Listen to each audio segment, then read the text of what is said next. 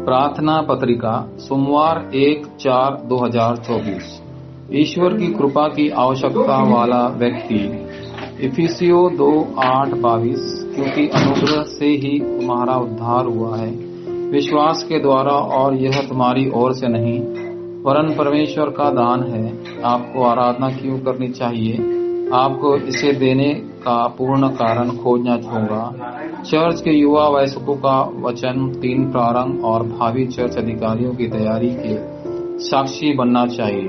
जो लोग आध्यात्मिक या मानसिक रूप से संघर्ष कर रहे हैं, उन्हें यह जानने की आवश्यकता है कि वे कभी बेहतर नहीं हो सकते, इसलिए गलत छापों को बदलने की आवश्यकता है। आपको मूलभूत समस्या की शुरुआत उत्पत्ति 3:6-11 से होती है। उत्पत्ति 3:6-11 मूर्तियां, धर्म, पारलौकिक ध्यान आंदोलन और सांस्कृतिक वर्चस्व की समस्या आज भी जारी है। परिणाम स्वरूप आपकी लड़ाई शैतान के विरुद्ध है, शासक जिसके पास अधिकार है, इस अंधेरी दुनिया का शासक, और स्वर्गीय क्षेत्र से बुराई की आध्यात्मिक शक्ति। इफिसियों 6:12। इसलिए परमेश्वर ने मसीह को आपके पास भेजा, जो एक गैर यहूदी थे। आपको मसीह में विश्वास दिलाकर उसने आपको बचाया और आपको अपना मंदिर बनाया। इफिसियों 2:8, 11, 18 और 22। चंगा होने के लिए आपको इन तथ्यों को जानना चाहिए। इफिसियों की पुस्तक के माध्यम से प्रेरित पौलुस ने 3 बिंदुओं को समझा। पहला, चर्च का महत्व। जब आप आराधना करते हैं और अपने विश्वास के मार्ग पर चलते हैं, तो आपको पूर्ण आशीर्वाद मिलना चाहिए। यीशु ने त्रिएक परमेश्वर और सिंहासन की शक्ति के माध्यम से आपके साथ रहने और आपको पृथ्वी की छोर तक एक गवाह के रूप में भेजने का वादा किया है। दूसरा, अन्य जातियों का महत्व। आपको अन्य जातियों, बहुजातीय लोगों के लिए पूर्ण बाइजेटिन बनाना चाहिए और उसमें जो कुछ भी अंकित है उसे बदलना चाहिए। आपको मेरे 2-3-7-3 आंगनों पृथ्वी के छोर को थामे रखना चाहिए। विभिन्न बहुजातीय लोगों में से आप किसी व्यक्ति से मिलते हैं, वह प्रत्येक राष्ट्र के लिए एक आशीर्वाद है।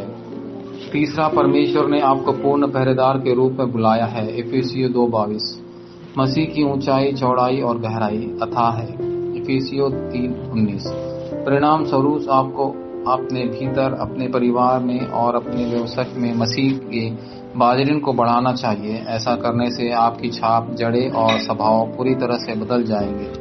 प्रार्थना और विश्वास के माध्यम से आप इन जबरदस्त रहस्यों का आनंद ले सकते हैं। मस्तिष्क आपके शरीर और विचारों को चलाता है। इसके अलावा आपके विचार और बाकी सब कुछ मस्तिष्क में फंसे हुए हैं। जब परमेश्वर की शक्ति आपकी आत्मा में आती है तो आपका जीवन बदल जाएगा।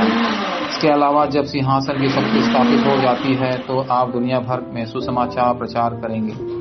इसलिए प्रार्थना के माध्यम से आप मसीह के रहस्य की रक्षा करने वाले पहरेदार बन सकते हैं। वाचा संबंधी प्रार्थना। प्रिय परमेश्वर, कृपा आज मुझे सच्ची वाचा को थामे रखने में मदद करे। दुनिया भर में आध्यात्मिक कठिनाइयों वाले लोगों की संख्या तेजी से बढ़ रही है। कृपा उन्हें चर्च का सहारा खोजने में मदद करे। कई महान बुद्धिजीवी कठिनाइयों का सामना कर रहे हैं और कई किशोर मस्तिष्क रूप से संघर्ष कर रहे हैं और नशे में आदी है। यह क्षण सुसमाचार और सार को खोजने का समय हो। यीशु मसीह के नाम पर मैं प्रार्थना करता हूँ, आमीन।